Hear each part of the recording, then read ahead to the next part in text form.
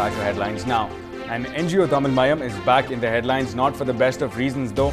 The Madras High Court will today hear a contempt of court petition filed against the NGO's managing trustee Father Jagat Gaspar and Tamil Nadu Tourism Development Corporation's chairman S.S. Jawahar. Now the petition cites alleged violations of the Madras High Court order prohibiting any ads of Chennai Sangamam from carrying the name of the NGO. Now the petition was filed saying that they were willfully disobeyed the orders. Now, this order was passed by the High Court on 7th of January as the NGO was on the radar of the CBI in connection with the 2G scam. Now, the petitioner, Advocate Pugalendi, claimed that the name of Tamil Mayam was used widely in promoting Chennai Sangamam. In some more news from the city, the Deputy Chief Minister M.K. Stalin today promised a range of new measures and policies to ensure that Chennai continues to remain the top destination for manufacturing industries. Speaking at a summit organized by the Confederation of Indian Industries or CII, the Deputy Chief Minister said that the government will look into speeding up the work on extension of crucial ports and airports in the state. Meanwhile, he insisted that sustaining Tamil Nadu's manufacturing leadership is in the hands of the entrepreneurs themselves. He also assured that the state will continue to provide support by introducing extra skill training and favorable policies towards medium and small scale industries. Essential part.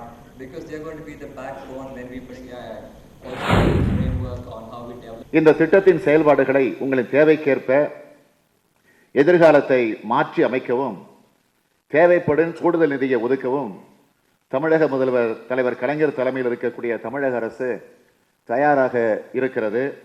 குறிப்பிட்டு சொல்ல வேண்டுமெனில் மின் உற்பத்தியை பொறுத்த அளவில் ரூபாய் 33,020 கோடி முதலீட்டில் மின் திட்டங்களை கடந்த 5 ஆண்டுகளில் துவக்கி செயல்படுத்தி கொண்டிருக்கிறோம்.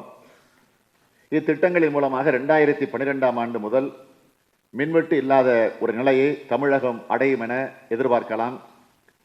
இதேபோல தமிழகத்தில் உள்ள சாலை வசதிகளை மேம்படுத்தவும் சென்னை, எண்ணூர் போன்ற துறைமுகங்களை விரிவுபடுத்தக்கூடிய பணிகளும் சென்னை விமான நிலையத்தை விரிவுபடுத்தக்கூடிய பணிகளும் இப்பொழுது நடைபெற்றுக் கொண்டிருக்கிறது. Well, there's more legal trouble headed for the movie Kavalan. The Madras High Court today ordered notice to Romesh Babu and Ekavira Productions, the producers of Vijay starrer Kavalan, in a petition filed by Sakti Chidambaram. Now, Romesh Babu has to reply to the notice by Monday on why the name of Kavalan's original producer Sakti Chidambaram was dropped in the recent advertisements for the film. Now, Sakti Chidambaram said that his name was featured in all the pre-releases ads of the film but was later dropped. Now, in some national news, for the first time in the history of independent India, a serving Lieutenant General of the Indian Army has been court-martialed. Lieutenant P.K. Rath has been found guilty by the Army Court in the Sukna land scam case. Now, Lieutenant General Rath, former commander of the 33 Corps and retired military secretary Lieutenant General Avadesh Prakash, has been found guilty by a court of inquiry. Now, he has been found guilty of issuing the no objection certificate to the builder, signing an MOU and not informing the commanding headquarters. And more national news, the Supreme Court has dismissed the CBI's plea for the death sentence of Dara Singh, convicted for burning alive the Australian missionary Graham Staines and his 2 minor sons in January of 1999. Now, the life sentence given by the Orissa High Court to Dara Singh and another Mahendran Hembram was upheld by the court. The court also upheld the acquittal of 11 other people, saying that the CBI had not found enough evidence against them. Now, Graham Staines and his 2 sons were sleeping in their car in Kionjhar in Orissa as a mob of tribals led by Dara Singh, a Bajrang Dal activist, set the car on fire and stood by, not allowing the Staines family to escape. And some political tension from Karnataka. The governor there, H.R. Bharadwaj, has sanctioned the prosecution of Chief Minister B.S. Yediyurappa following several allegations of land scam in which Yediyurappa's name figured. Now, Yediyurappa will now be prosecuted under Section 19 of the Prevention of Corruption Act. In the last few days, the equation between the governor and the Chief Minister broke down into a war of words. A recent remark by the governor compared Yediyurappa and his cabinet to a thief.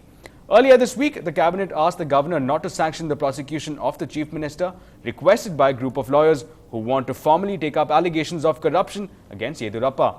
Now, the governor said that the request by the cabinet was like a thief requesting the police to not take action against him.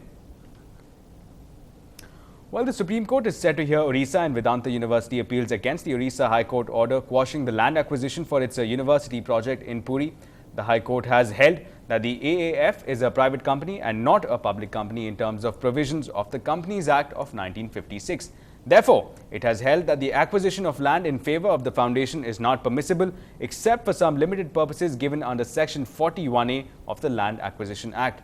Now, the multidisciplinary university was planned to have an intake of 1 lakh students with a campus spread over almost 7,000 acres with a total construction area of nearly 275 lakh square meters.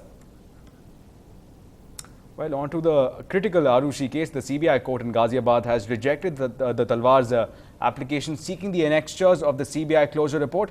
Now, this comes after the CBI filed a closure report in the case holding Arushi's father, Rajesh Talwar, as a suspect. Now, today, the counsel of the CBI said that there was enough material for the court to take cognizance of its report and that the onus was now on the court.